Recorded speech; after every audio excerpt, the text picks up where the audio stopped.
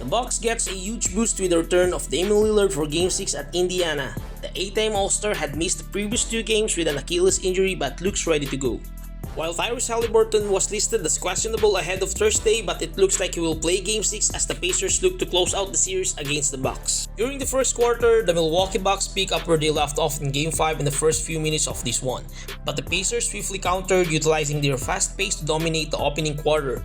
Briefly, they surged ahead with a double-digit lead entering the second quarter with a 9-point advantage. TJ McConnell and Obi Toppin have significantly influenced the game coming off the bench. Showcasing their energy and relentless pressure, together they've contributed 15 points, 4 rebounds, and 5 assists. Chris Middleton, who has often been the driving force for the Bucks in this series, is experiencing a challenging beginning tonight, tallying just 5 points on 2 of 7 shooting as we approach halftime. It's evident that the Bucks require a stronger performance from him to secure victory and extend their season. Despite Damian Lillard's return, the Bucks lack sufficient scoring power to match the Pacers if Middleton isn't finding his rhythm. The second quarter saw both teams exchanging leads, but the Pacers head into the break with a 12-point advantage.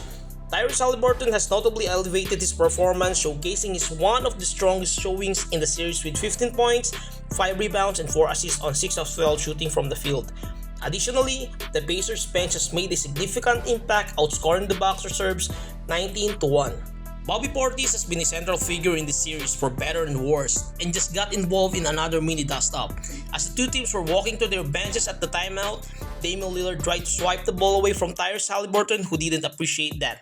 The two teams started chirping and James Johnson got involved off the bench. The referees gave both Portis and Johnson technical fouls. Portis will have to be careful now as he's one technical away from another ejection. The Milwaukee Bucks managed to narrow the deficit to 7 points, seemingly poised to carry significant momentum in the fourth quarter. However, the Pacers quickly countered with an 8-0 run to end the period, extending their lead to 15 points. Now, the Bucks face a daunting task of mounting a massive effort to preserve their season. Out, and a chance at 3. McConnell's gonna fire, and he sticks it. The Indiana Pacers maintained control throughout the fourth quarter, ultimately securing a decisive victory, 120-98 to claim the series 4-2. This marks their first playoff series win since 2014 when they advanced to the Eastern Conference Finals. Rick Carlisle and the Pacers executed a clever game plan, consistently applying full-court pressure throughout the night. This strategy accelerated the pace of the game and allowed them to settle into their comfort zone. Once they found their rhythm and were able to push the tempo, they generated smoother offense and energized the crowd. TJ McConnell and Obi Toppin were instrumental in implementing the strategy with their relentless play off the bench. Together, they contributed 41 points, 10 rebounds, 11 assists, 4 steals, and a block while shooting 15 of 24 from the field. With McConnell and Toppin setting the tone, the Pacers bench dominated the Bucks reserves, outscoring them 50-10.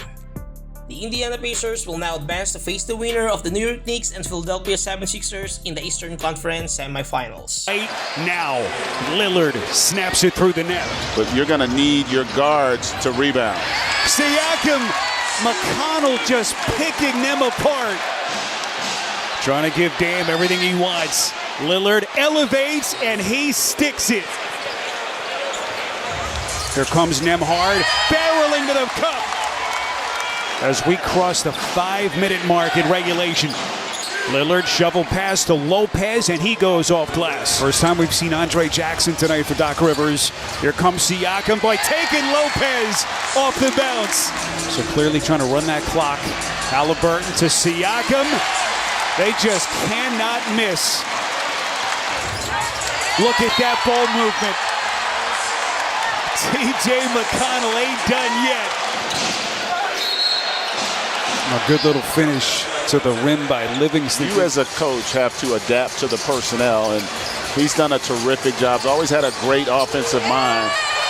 And this group, in terms of style, very reminiscent to his Celtics team, who also were a great passing team, played great 5-on-5 basketball, and that's what this group does.